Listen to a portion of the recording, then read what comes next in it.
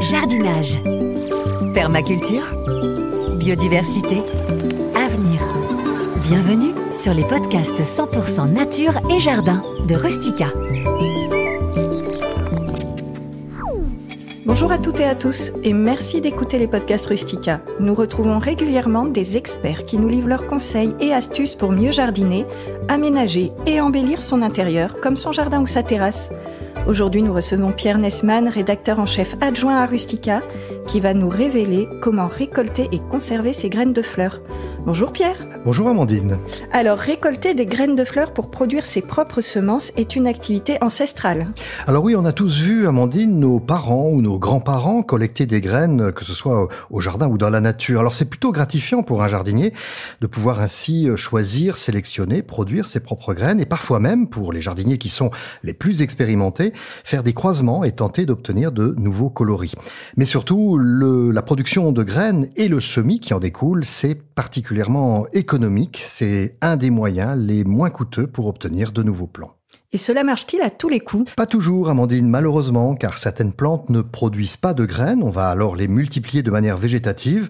On va procéder au bouturage ou à la division de souches. Et puis, il y a d'autres plantes qui produisent des graines, mais qui ne sont pas forcément viables. Alors expliquez-nous, Pierre. Alors, au jardin et dans la nature, vous allez pouvoir collecter et récupérer des graines d'espèces types. Ce sont des plantes très proches des espèces qui poussent à l'état sauvage ou naturel.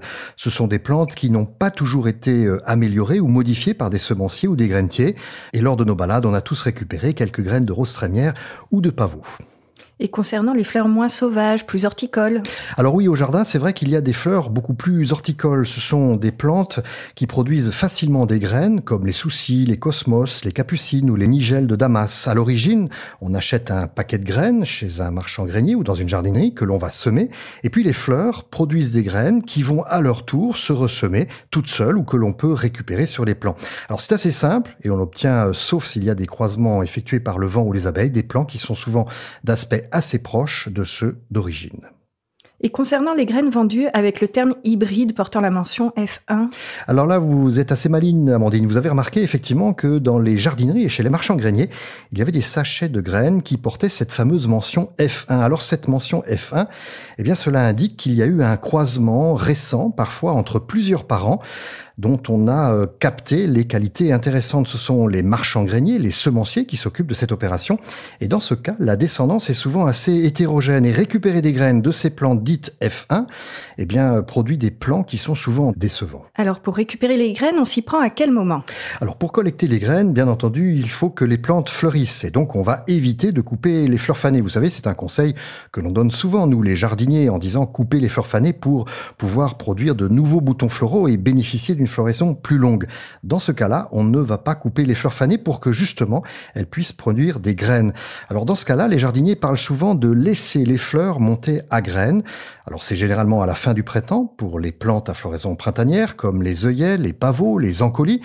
On va procéder à la fin de l'été pour les floraisons estivales comme les cosmos, la rose trémière, le pavot de Californie. Et puis en automne pour les dernières floraisons comme le tournesol ou les soucis.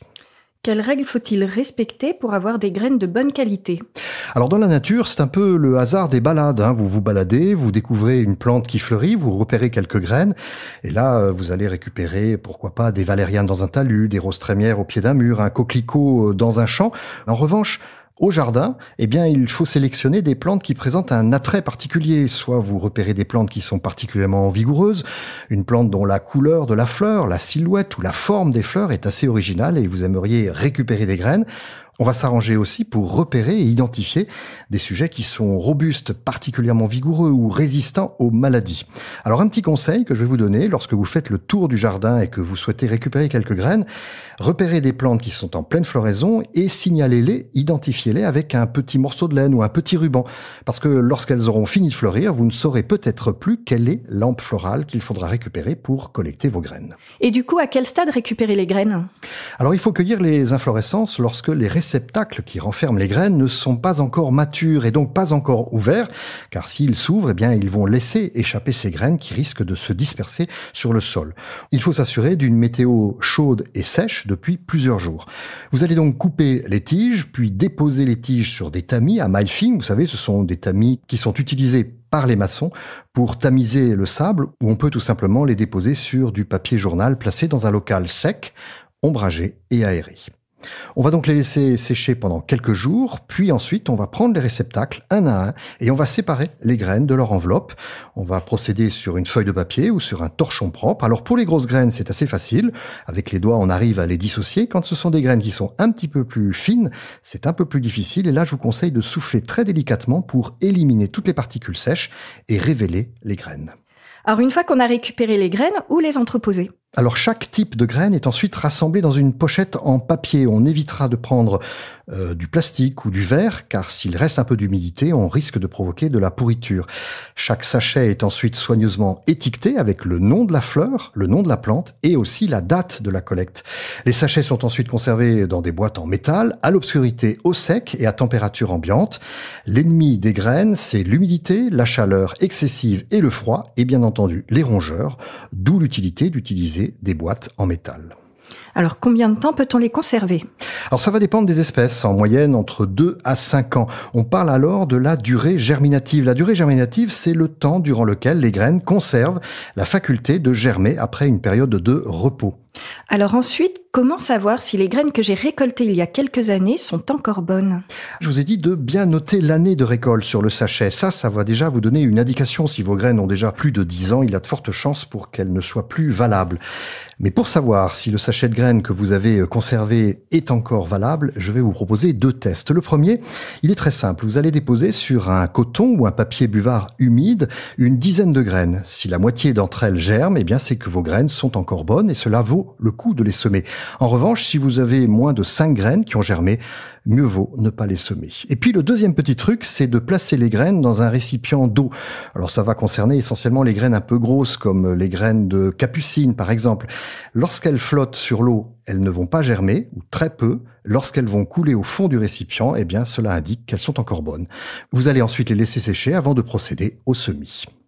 Merci pour toutes ces indications. Pierre, est-ce que vous auriez un dernier conseil ? Alors, ce que je vous conseille, c'est de récolter le maximum de graines pour augmenter vos chances d'avoir suffisamment de graines valables et surtout, cela permet de les échanger avec d'autres jardiniers et de diversifier ainsi votre collection. Parfait, merci Pierre. À bientôt, Amandine. À bientôt. Et voilà, vous savez maintenant comment récolter et conserver vos graines de fleurs. Il ne vous reste plus qu'à vous lancer.